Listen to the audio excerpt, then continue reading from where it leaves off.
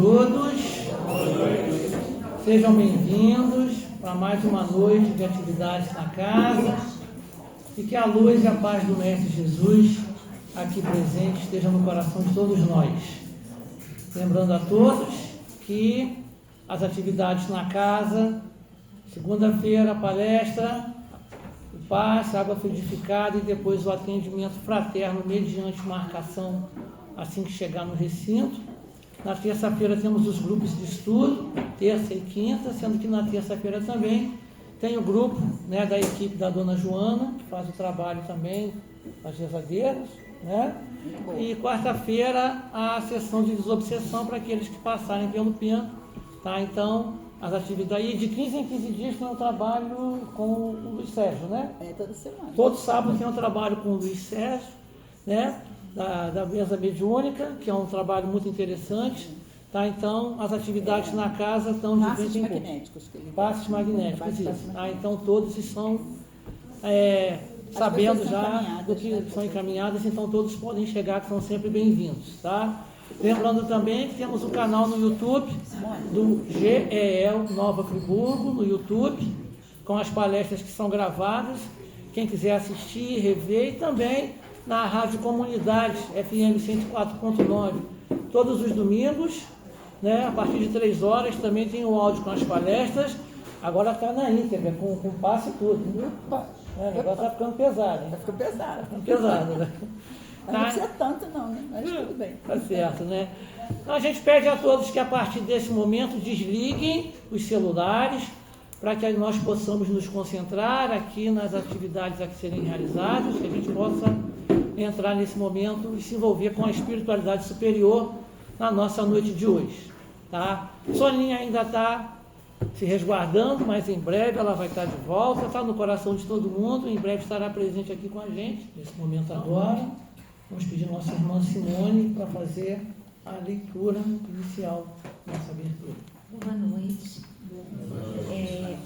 Esse texto agora que foi seguido, ele foi psicografado por uma irmã nossa aqui da casa, é do livro Reflexões, muito interessante. Se vocês se interessarem, né, tem ali com a Miriam para vender, para ajudar a nossa casa, né? Por que viver na mentira se a verdade nos liberta, nos faz donos de nossos destinos, nos aproxima de Deus e nos torna seres mais felizes? Por que a verdade incomoda? Podemos optar pela iluminação espiritual, conscientes de que é árdua, difícil e demorada, mas o único caminho para a nossa real felicidade. Ou então, abafar a consciência e escolher a fantasia, a mentira, pois ela nos dá maior prazer e satisfação e não nos obriga a empreender esforços de resignação, humildade e desapego às ilusões, principalmente sobre nós mesmos. Porém, a verdade liberta, nos deixando ver como realmente somos, enquanto a mentira nos aprisiona numa ilusão passageira. E no fim, será sempre vitoriosa. Então, por que escolher o caminho mais longo? Por que não nos esforçarmos por aquilo que é essencial e perene? Que assim seja. Então vamos nos preparar agora para a nossa prece inicial. Elevemos nosso pensamento e nosso coração. Senhor Deus, a Ti agradecemos mais uma vez por mais uma noite de estudos na Sua seara de amor e paz, com todos os irmãos da espiritualidade, com todos os irmãos encarnados e desencarnados, nessa última semana do mês, para que possamos, no mês seguinte, e também terminando esse restinho de semana, nos renovarmos, nos fortalecermos nos aprendizados que nos é concedido, que nos são concedidos, para a nossa jornada, para a nossa caminhada, para o nosso melhoramento, como seres, filhos de vosso amor. Gratidão, Senhor Deus, fique conosco, que assim seja, graças a Deus. Então, com muita alegria, a gente recebe na noite de hoje nosso irmão Júlio César Sá. Seja bem-vindo, Julinho, com o tema O Reino de Deus é Aqui. Boa noite. Boa noite. É sempre uma alegria vir falar nessa casa, trazer aqui o resultado dos nossos estudos. Hoje a gente nós vamos falar um pouquinho sobre o José Herculano Pires, que é um dos maiores pensadores da filosofia espírita no Brasil. Foi o primeiro a criar o termo pedagogia espírita, porque ele entendia que a filosofia espírita ela é pedagógica, ela ensina, nos ensina a nos transformarmos, né? Kardec já dizia que a filosofia espírita é progressiva, progressista e pedagógica, né? E o Herculano ele trabalhou a vida toda nesse sentido. José Herculano Pires também tem a melhor tradução das 4 obras de Kardec. A melhor tradução é a dele. E ele trabalhou toda a sua vida no sentido de desenvolver um pensamento social dentro da filosofia espírita. Ele entendia que a transformação espiritual ela acontece individualmente, mas ela tem grande sucesso quando é coletiva, né? Então, para esse estudo, eu pesquisei no livro que a Dora Encontre escreveu sobre o pensamento social de José Herculano Pires, que é o livro A Construção do Reino. Também no livro Fonte Viva, de Emmanuel, psicografado por Chico Xavier, o Evangelho segundo o Espiritismo, o Livro dos Espíritos e o Céu e o Inferno. Eu gosto sempre de dar a bibliografia, porque eu tenho o entendimento de que o orador aqui ele tem um único papel aqui, que é o de provocar a curiosidade das pessoas, né? A gente não vem aqui para trazer nenhuma verdade, a gente vem aqui para trazer provocações, no sentido que as pessoas procurem estudar, procurem conhecer a proposta que foi apresentada e criar sua opinião, que é o mais importante, né? Nós não somos uma religião, nós somos uma filosofia e nós não temos dogmas, então nós não precisamos nos prender a dogmas, nós temos que criar o nosso próprio conhecimento. Nós temos o norte, né? Nós temos as obras básicas do Espiritismo e nós temos o norte maior, que é os 2 mandamentos que Jesus deixou para a gente. Disse: isso resume todos os profetas: amar a Deus sobre todas as coisas e ao próximo como a ti mesmo. Isso resume todos os profetas e esse é o grande norte que nós devemos ter na nossa vida. E nós vivemos um momento muito conturbado, né? Um momento no planeta que as coisas parece que as coisas não estão dando certo, né? A impressão que a gente fica, né? Se a gente for focar no noticiário, nas redes sociais, então a gente raramente vê coisa boa, né? A gente só vê tragédias, desgraças, e isso contamina a nossa psicosfera, né? Então nós precisamos apurar a nossa atenção para os desafios e as oportunidades que essa conjuntura nos oferece como possibilidade de evolução, né? Emmanuel diz lá no Fonte Viva, através do Chico, que é necessário começar e continuar em Deus, associando nossos impulsos ao plano divino, né? A fim de que o nosso trabalho reencarnatório, essa nossa missão que todos nós temos, cada um a sua, não se perca num movimento ruinoso e inútil. A gente não pode se deixar levar por essa maré, né, que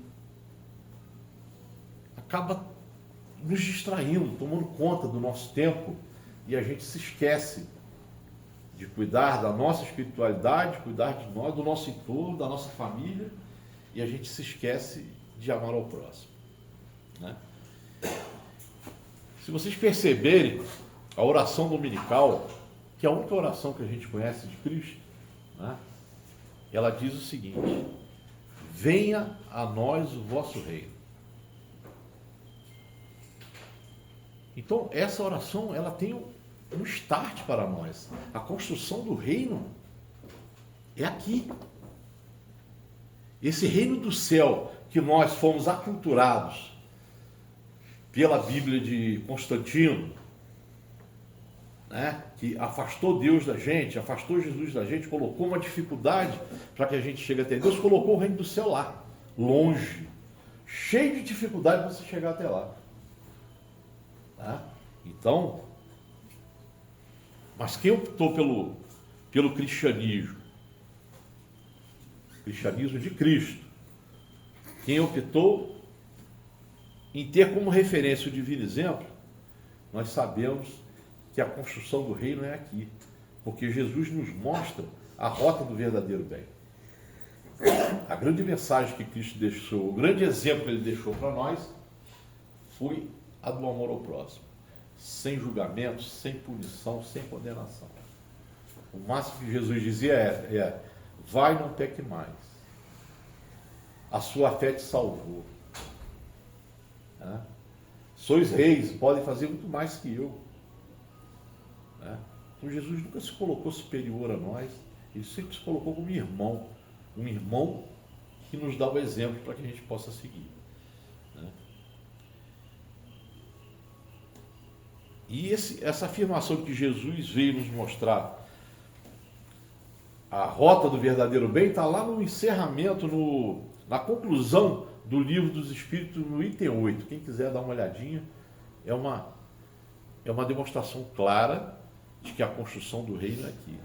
Por que a construção do reino é aqui? Porque nós evoluímos encarnados.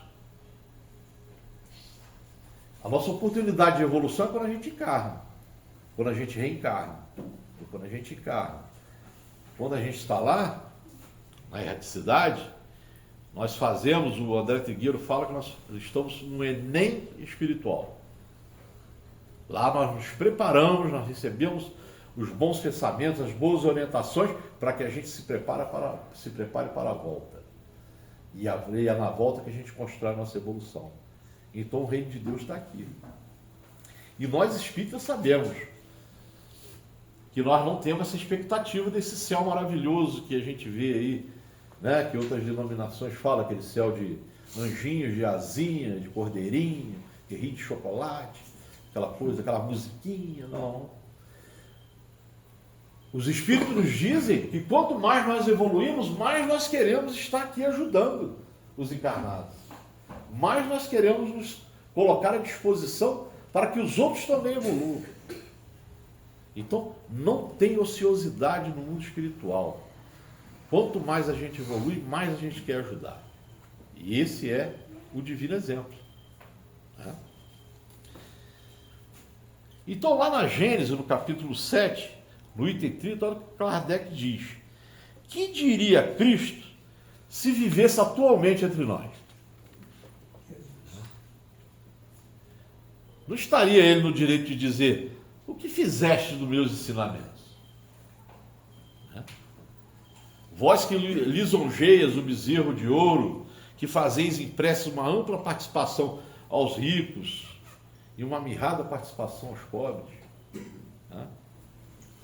Quando eu vos tinha dito, os primeiros serão os últimos e os últimos serão os primeiros. O que estamos fazendo do nosso livre-arbítrio? Segundo Herculano Pires, no seu livro O Reino, nós devemos entender a moral e a ética do Cristo como uma mensagem que está centrada no reino de Deus. E essa mensagem, ela traz no seu bojo um anúncio de um novo mundo. Jesus trouxe a mensagem para um novo mundo, que começa no nosso coração, mas que deve necessariamente se estender ao estabelecimento de uma nova e mais justa sociedade. Jesus foi punido, Jesus foi torturado, foi preso, foi perseguido, preso, torturado, julgado, condenado pela opção que ele fez, pela opção dos pobres. Então qualquer proposta de transformação do mundo precisa considerar a dimensão espiritual do ser humano. Entendeu? Porque é o desenvolvimento pleno das potencialidades individuais e coletivas que pode levar a esse reino esperado. Nós temos que nos unir em torno dessa mensagem de Jesus, de amor ao próximo, e transformar. E a primeira coisa que nós temos que fazer é nos desarmar. E como a gente se desarma? A gente se desarma lutando contra os preconceitos, contra a discriminação, contra o julgamento rápido. Porque nós somos induzidos o tempo todo a julgar rapidamente. As redes sociais, elas são terríveis. Essa semana nós tivemos uma tragédia aqui em Friburgo. Você sabe que teve uma tragédia enorme aqui em Friburgo essa semana, lá no viaduto. E o que a gente ouve de absurdo, sabe, machuca o coração. Porque não tem o amor de Cristo, não tem a misericórdia de Deus no coração de quem julga qualquer pessoa que é vítima. Tá? O suicida, ele é uma vítima. Ele não pode ser julgado. E nós temos que ter atenção a isso. Por quê? Porque nós estamos muito levados por esse pensamento de que nós podemos julgar os outros. Nós não podemos julgar, nem devemos. Porque Jesus esteve aqui e não julgou ninguém. Ele perdoou quem botou ele na cruz, quem torturou ele, dizendo: perdoe-nos, Pai, porque eles não sabem o que fazem.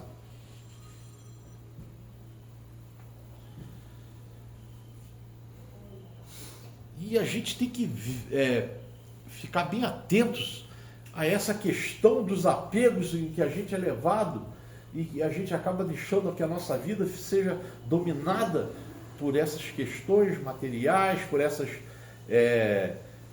imposições de um sistema que adora nos distrair.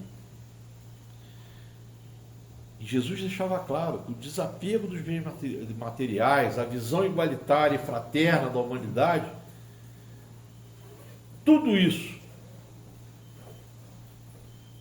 encontra sólido fundamento nos ensinamentos de Cristo. Nós temos que prestar atenção nisso para que a gente possa se transformar. Entendeu? E isso é um dos fundamentos da imortalidade da alma.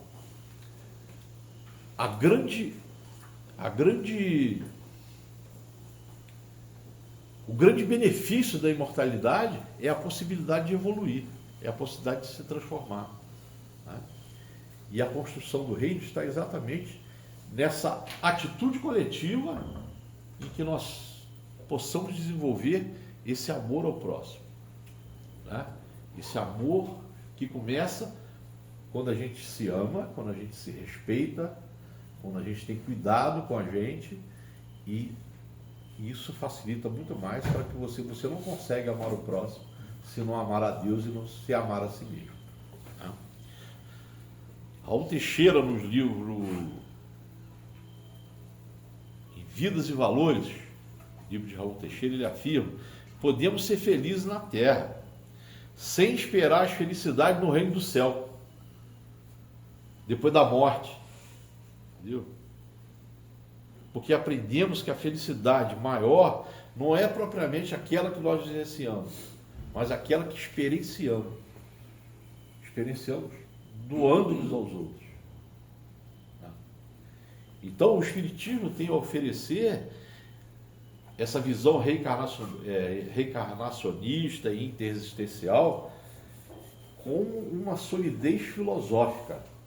Não é um dogma, não tem religião. O único dogma que tem no Espiritismo é o da reencarnação, que não é um dogma, é uma confirmação. Né? E essa solidez filosófica, ela tem uma busca, ela busca por evidências científicas, e nós temos visto toda hora notícia disso agora, universidades que têm feito pesquisas com médiuns, que têm feito pesquisas de experiências de quase morte, em que fica claro a existência de vida após a morte, Só que a ciência ainda não conseguiu dar um nome para isso. Ele já sabe que existe. Ele já tem a comprovação. O outro dia mesmo saiu aí uma reportagem de uma pesquisa da Universidade do Triângulo Mineiro, em Uberaba, em que eles fizeram a experiência com médiums e com grupos de doentes, e essas pessoas receberam um passe de médios e de médios espíritas, kardecistas. E a evolução na doença dos que receberam o passe espírita foi maior do que receberam o passe de pessoas que têm o poder da imposição das mãos, têm esse fundamento, né, mediúnico, mas o passe do médium espírita tinha um resultado melhor. E a gente sabe por quê. Porque o médium espírita, ele se prepara antes para o trabalho do passe ou da imposição das mãos ou do magnetismo. Ele faz uma prece antes para receber a ajuda da espiritualidade, dos mentores dele, do guia dele, e eles conseguiram resultados incríveis, mas que eles não conseguem dar nome. O grande conflito da ciência é esse, porque eles não aceitam a explicação filosófica e espiritual, não basta para a ciência. Eu acho isso sensacional, porque eles vão se aprofundar mais ainda. E Kardec dizia que um dia a ciência ia confirmar tudo o que os espíritos passaram para ele para construir as obras fundamentais da filosofia espírita. Então, o espiritismo tem sempre essa lógica da busca por evidências científicas que possam dar melhor fundamento à visão imortalista, né? A ciência vai um dia explicar tudo isso claramente. E está chegando, cada dia, passo a passo. Então, o Herculano Pires dizia que os caminhos mais urgentes para a mudança em direção ao reino, que é esse reino daqui, esse reino, né, onde nós podemos ser felizes, como diz Raul Teixeira, nós podemos ser felizes aqui. Desde que haja uma espiral transformadora, uma vontade da humanidade de transformar para o bem, né? Então, segundo Herculano Pires, ele dizia, primeiro, a nossa própria mudança interior, que é o princípio básico. A gente se transforma, você se transforma o entorno, e essa transformação ela cria uma onda, né? Uma espiral transformadora, uma energia, né? Que também já chama-se de efeito Isaías, né? Tem o profeta Isaías que dizia que qualquer prece unida, de pessoas unidas em prece, pode transformar qualquer profecia, inclusive as mais catastróficas. O profeta Isaías, para dizer isso, viveu 700 anos antes de Cristo. Né? O outro caminho que Herculano Pires sugere que é a mudança das estruturas sociopolíticas e econômicas do planeta. Hoje eu estava vendo uma reportagem no jornal hoje que o Brasil desperdiça 30% dos alimentos que produz. São descartados nos mercados, nas CEAGESP, nos CEASAs, são jogadas fora. E tem gente morrendo de fome. Tá? Outra coisa que Jesus falava muito, e os Espíritos também, o livro dos Espíritos dividido em 4 livros. O terceiro livro é o livro das leis morais. Ali no livro das leis morais, Kardec traz junto com os Espíritos um manual de como de se viver bem coletivamente. Quem tiver o livro dos Espíritos de casa, chega lá e abre no capítulo das leis morais. Vocês vão ficar surpresos com o que tem ali. E uma das coisas que Kardec fala na lei de riqueza, que os Espíritos falam, está lá, acabar com a concentração de riqueza entre poucos e a miséria e a fome da maioria. Essa é uma frase do Herculano Pires. Então ele diz, pense no reino como uma construção da nossa evolução, Nada vai acontecer sem o nosso esforço. Né? E não há transformação se não for em sociedade. A transformação só acontece de forma coletiva. E a transformação do planeta, que é o nosso reino, que é essa coisa maravilhosa que Deus fez e que nós já conseguimos destruir boa parte, por nossa desatenção, por nossa invigilância, por nossa sede material de ter, né? Então a gente tem que pensar nesse reino como uma construção da nossa evolução, né? A transformação do planeta ela depende fundamentalmente do nosso comprometimento, né? Nós precisamos educar o nosso pensamento, a gente sempre fala sobre isso, para construir a grande transformação, né? A base do nosso espírito está aqui, no nosso pensamento, na nossa mente, né? E a transformação ela tem que partir daqui. E ela começa num processo individual, e vai para o coletivo, e o coletivo ele é transformador, né? A gente teve experiência desses dias de como o coletivo pode transformar, como pode mudar, como pode reverter coisas ruins que são feitas, né? Então, quando acordar, nós devemos pedir a Deus que nos dê força para não nos deixar fascinar pelos pequenos reinos dos homens, sabe? Essas ilhas de prosperidade que os caras criam e que eles acabam se isolando hoje, que estão em verdadeiros presídios, porque, né, ter demais faz com que o cara tenha medo também, né? E eles acabam sendo prisioneiros da própria ganância deles, né? Então, devemos pedir a Deus para nos afastar desse pequeno reino, né? E para que a gente tenha a capacidade espiritual de amar a todos. E é bom lembrar o que Jesus dizia: vigiai e orai. Então nós devemos prestar atenção nos nossos pensamentos e daquilo que nós reproduzimos, porque o nosso pensamento ele é um filtro. Se a gente fizer um exercício de educação para que ele seja um filtro de qualidade, nós vamos reproduzir coisas boas.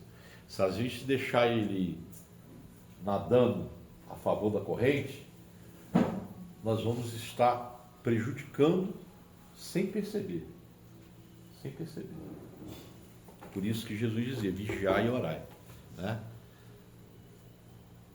Então, Herculano Pires diz que afastemos nossos corações de qualquer ressentimento contra quem quer que seja, né? Devemos começar o nosso dia com um sentimento de gratidão a Deus pela bênção da vida e pela bênção maior da compreensão do reino. O reino de Deus, acorda de manhã, caminha nessa avenida, que não precisa ir muito longe, não. De manhã nessa avenida você vai ver a potência do poder de Deus, a natureza viva, sabe? Os pássaros, as árvores, as flores, agora nós estamos na primavera, animais de todos os tipos, né? E se você tem alguma dúvida sobre Deus, pare um tempo, tire um tempinho cada dia para perceber a natureza, para olhar para o céu, sabe? Para olhar para as árvores. Então, é começar o dia com esse sentimento, né, de gratidão a Deus pela bênção da vida, sabe? E para a gente compreender a grandeza desse reino que Deus criou aqui e que nós temos tratado tão mal. Mas dá para mudar, dá para a gente reverter isso aí, né? Um reino de Deus, ele deve ser construído de dentro para fora. Nós não estamos falando de um reino material, né?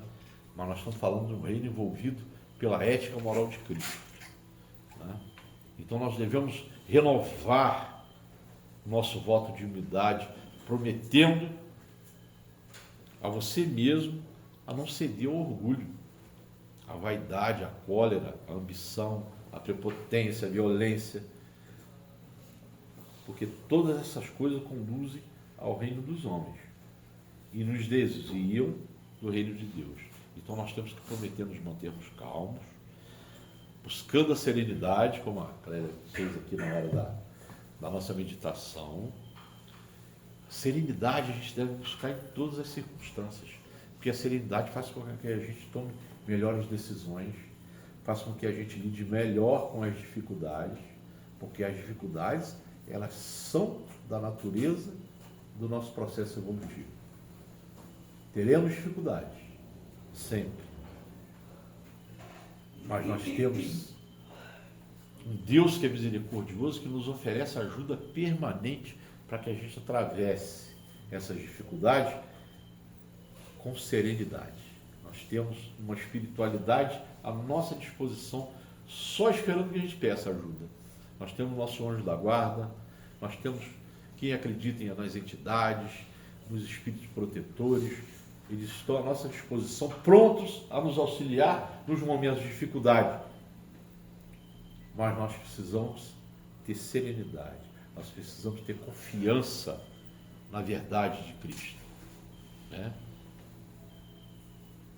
Se nós conseguirmos manter esse espírito de serenidade, só assim a gente não vai perder a razão, nem quando nos injuriarem, nem quando nos caluniarem, nem quando disserem mentiras a nosso respeito. Porque a gente deve compreender o seguinte: só a verdade prevalece.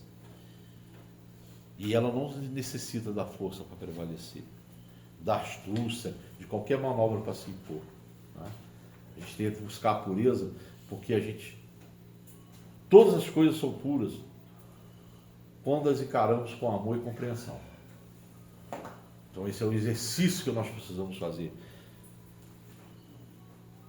Todas essas questões são difíceis, porque não é fácil. Não é para ser fácil. Não é fácil seguir os caminhos de Jesus. Claro que não. Mas nós temos que ter isso como norte, como princípio, para que a gente consiga lutar contra os nossos próprios demônios, que é esse o demônio, os demônios, né, ou o demônio, ou qualquer forma de classificação, eles são uma criação nossa. Nós criamos os nossos demônios.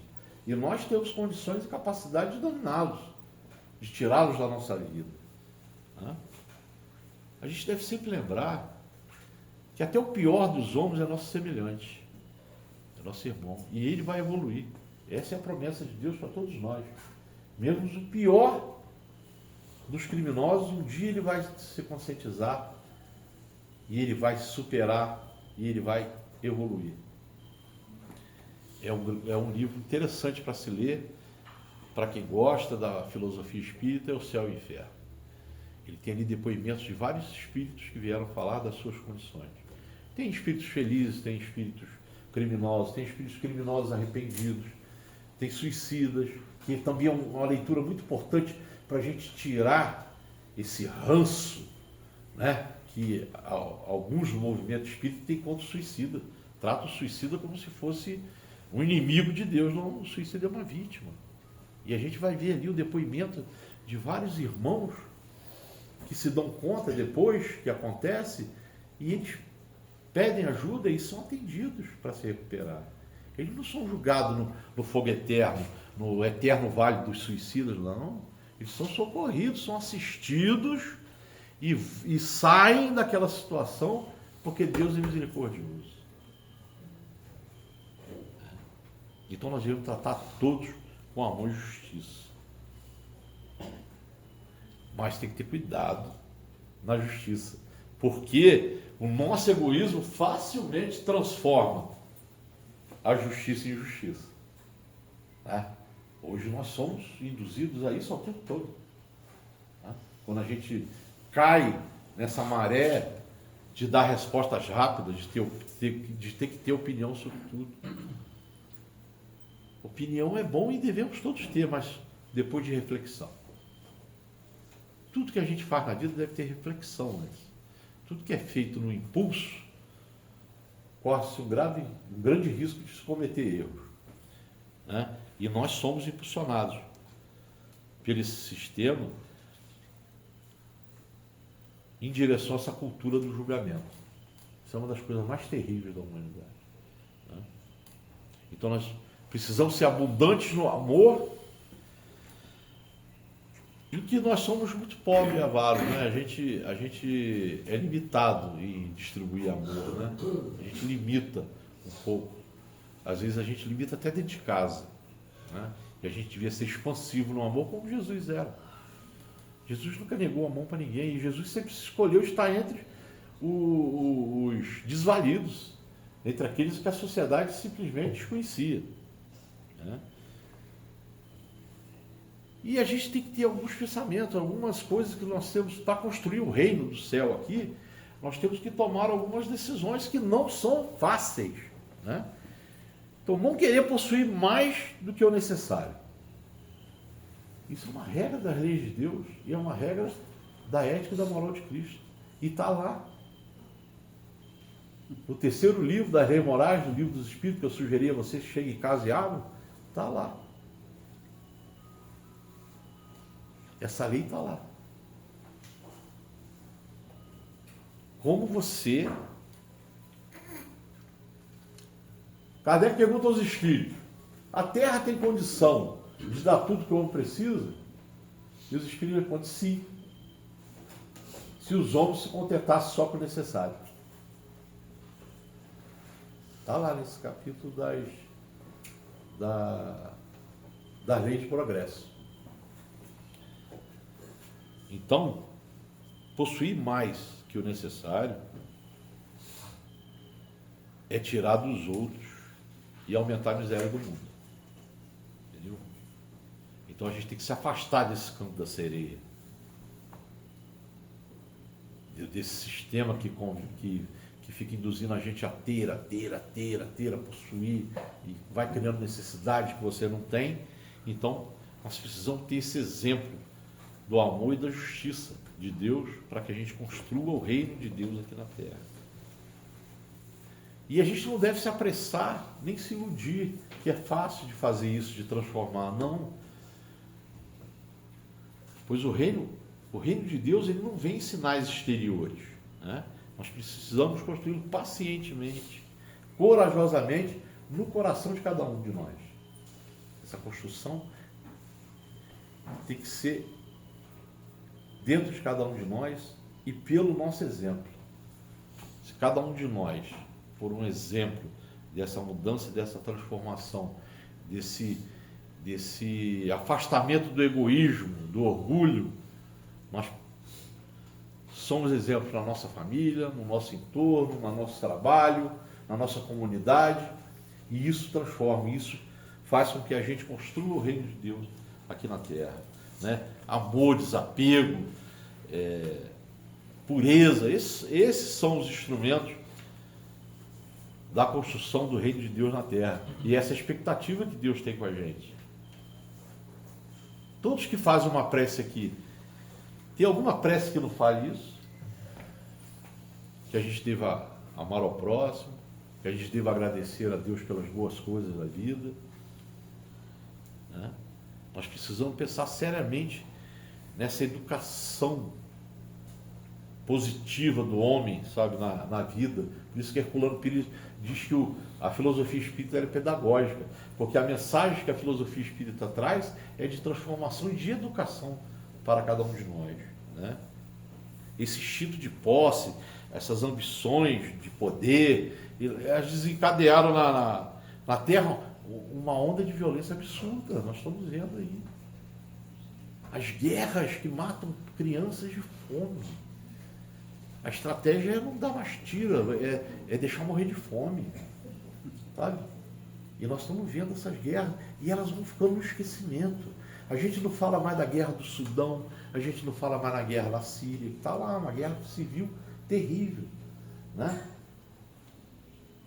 A gente ouve falar um pouco ainda da faixa de Gaza, um pouquinho ainda da Ucrânia, mas tem mais 38 guerras no mundo em que a gente não ouve mais falar. E a miséria está reinando nesses lugares. E nós temos as nossas pequenas misérias. Sabe? Não se esqueçam de rezar pelas pessoas que moram em áreas de conflitos. Sabe? Que pessoas que vão sair para trabalhar e tem que sair debaixo de tiro para ir para o trabalho. Crianças que deixam em casa e que recebem bala dentro de casa. Sabe? Não deixamos de deixar de pensar naquelas pessoas que sofreram aquela tragédia no Rio Grande do Sul e sofreram outra esse ano de novo. A gente esquece, ficou no esquecimento. Parece que não aconteceu nada. Mas as pessoas estão lá sofrendo. Né? As pessoas estão sofrendo nas guerras, as pessoas estão sofrendo nas zonas de conflito. Nós vivemos tempos de guerra, de enfrentamento. A humanidade tem se aproximado dos seus instintos mais primitivos. A gente vê coisas que é impossível em pleno século XXI. Uma guerra no século XXI é uma estupidez. Né? Quanto que era para a gente já ter evoluído? Quanto que nós já aprendemos? Nós vivemos 2 grandes guerras. Nós vivemos miséria no mundo por causa de guerra. E a gente está tentando de novo. Nós estamos querendo destruir mesmo isso aqui. Agora, nós somos seres racionais. Né? E nós podemos superar essa situação desastrosa ante a revelação dessas molas secretas do amor, da bondade, né? Paulo dizia: o cristão acordado caminha oficiando como sacerdote de si mesmo, glorificando o amor perante o ódio, a paz diante da discórdia e o bem à vista do mal.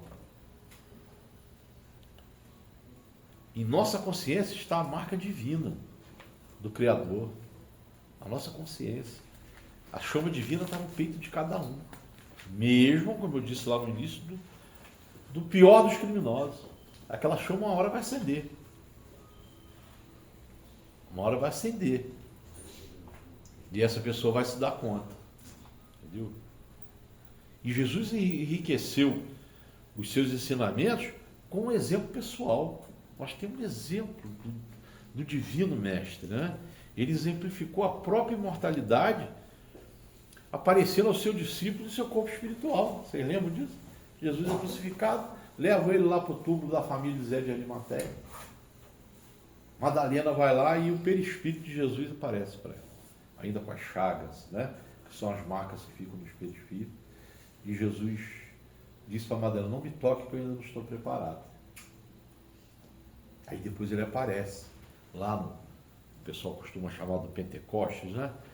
Para 500 pessoas, ele aparece ao lado de Elias e Moisés, já com seu perispírito reparado, e ele se despede, pede para que aqueles homens que estão ali levem a palavra dele pelo mundo, e ele se despede, vai ele, Elias e Moisés partem para o mundo espiritual. Então Jesus, ele exemplificou a imortalidade dele. Antes dele ir embora, ele veio, falou com os seus discípulos antes, depois se despediu de 500 lá na montanha.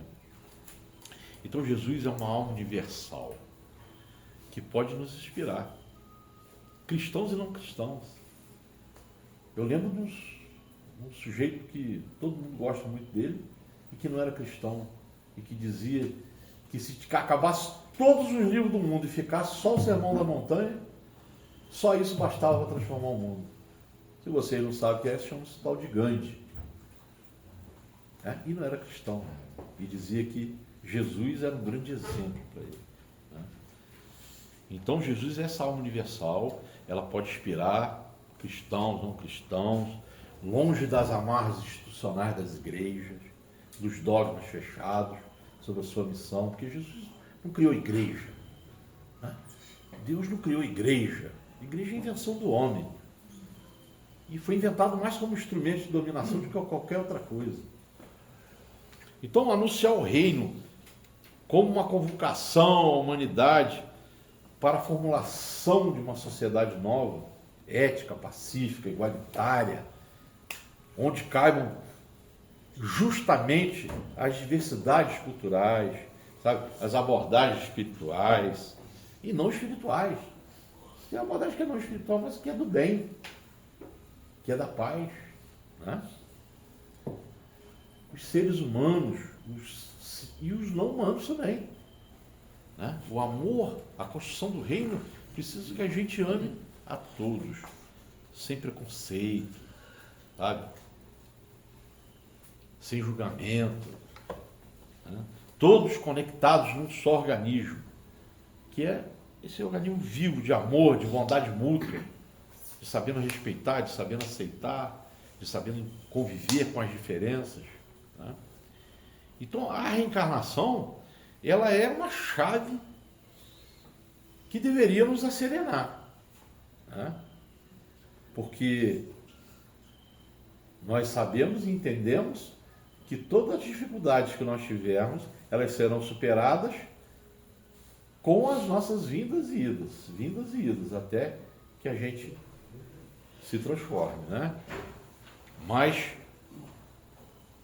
a reencarnação também não pode ser uma justificativa para qualquer atraso em trabalhar na construção do reino aqui. Não deixe para amanhã o que você pode fazer hoje. Comece hoje devemos começar hoje a nossa transformação, né? Então a pedagogia espírita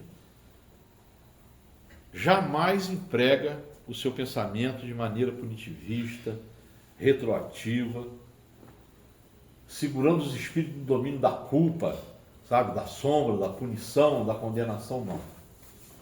Jesus ressignificou Deus para a humanidade, né? Aquele Deus bravo, aquele Deus que punia, que condenava, aquele Deus de Moisés. Jesus diz: não é ele. Deus é amor. E Deus vai nos dar todas as oportunidades que nós precisarmos para a gente transformar esse planeta e construir o reino de Deus aqui. Entendeu? E a reencarnação, ela reforça o nosso otimismo em relação ao futuro, né? Porque essa tempestade do presente, ela acaba sendo adoçada, porque a gente acaba compreendendo que tudo é aprendizado, tudo é ascensão, né? E essa é uma lei da natureza. Essa lei da natureza que está lá no livro dos Espíritos também, né? E é uma lei que um dia será aceita por todo mundo, pela totalidade do mundo. Por mais tempo que a gente dure, por mais difícil que a gente acha que as coisas estão, por mais complicadas que estão, a gente não pode perder essa certeza de que essa transformação virá, né? O tempo vai ensinar. O tempo vai nos ensinar a bem viver para bem morrer. Ou seja, morrer consciente de que a gente não morre, pois a lei do cosmos não é a morte, mas a vida sem fim, né? Essa é uma indestrutível realidade infinita da criação. Kardec comenta lá a questão 783 do livro dos Espíritos, lá na Lei do Progresso, lá no terceiro livro da Jair Moraes. Sendo o progresso uma condição da natureza humana, ninguém pode se opor a ele. É uma força viva que as más leis podem retardar, mas não asfixiar. Quando essas leis se tornam de todo incompatíveis com o progresso, ele as derruba com todos aqueles que pretendem mantê-las. E assim será até que o homem harmonize as suas leis com a justiça divina, que objetiva o bem para todos, ao contrário das leis feitas pelo forte em prejuízo do fraco. É sempre muito claro. É sempre muito claro quando você estuda a filosofia espírita que a construção do reino é aqui. É aqui que a gente tem que transformar. Vai demorar. Parece que está difícil, né? A gente sente essa sensação. Mas essa transformação, ela está acontecendo. É só a gente mudar um pouco o nosso olhar. Tirar o olhar para o lugar comum e olhar para as sutilezas. E assim vai ser. Nós vamos nos harmonizar com a lei divina, que é a lei divina objetivo bem para todos, né? Ao contrário das leis que são feitas pelo forte prejuízo do fraco. Então Deus, o homem não vai permanecer eternamente em ignorância, né? E as revoluções morais, as revoluções sociais, elas se infiltram pouco a pouco nas nossas ideias, germinam ao longo dos séculos e depois elas explodem subitamente e vão fazer ruir o edifício carcomido desse passado, sabe, insiste em voltar e que não corresponde mais nem às nossas necessidades, nem às aspirações. Né? O planeta não precisa de guerra mais. Por que tem guerra? Né? Nós nos desenvolvemos tanto tecnologicamente, a ciência, né? A medicina. Por que isso não pode ser para todo mundo igual? Por que tem que ter privilégio? Se os homens pensassem no amor ao próximo, todos nós teríamos o mesmo acesso, os mesmos direitos. Né? Então o reino, esse reino de Deus que Jesus anunciou para nós, ele nasce de dentro. Ele surge da nossa transformação, do nosso comprometimento com o coletivo. É um projeto, uma utopia a ser atingida. É um processo de construção dentro e fora de nós. É uma revolução espiritual. E essa revolução ela implica numa transformação interna profunda. Né? E essa transformação nos faz abandonar essa carcaça do ser humano egoísta, narcisista, autoritário, né? Vai despertar um ser humano aberto, amoroso, ativo pelo bem comum, porque essa é a nossa origem, a nossa construção original é essa. Deus nos projetou assim, né? Mas nos deu o livre-arbítrio, e nós vamos dar cabeçada até que a gente acerte o caminho que Ele projetou para nós. Então, nós não nos esqueçamos de que é somente pela execução de nossos deveres na concretização do bem é que a gente vai alcançar a compreensão da vida e com ela o conhecimento da perfeita vontade de Deus a nosso respeito. Deus tem grandes expectativas com a nossa transformação em direção àquilo que Ele projetou para nós. E nós temos que começar essa transformação agora, porque a construção do reino é aqui. Saúde, paz, força, coragem e fé para todos. Nesse momento agora, o nosso irmão Júlio irá fazer a nossa prece final. Deus de misericórdia, Jesus, Mestre amado, Francisco de Assis, espiritualidade amiga que se juntou a nós nessa noite de estudo, de prece, de aprendizado, agradecemos a oportunidade, agradecemos a presença dos bons espíritos nas nossas vidas, que nos ajude, nos intue, nos oriente para que tomemos as melhores decisões, para que sigamos os melhores caminhos, para que a gente dê conta, que a gente tenha paz, equilíbrio, serenidade, tenhamos uma semana iluminada, de boas notícias, uma semana de glória para todos nós, que assim seja, graças a Deus.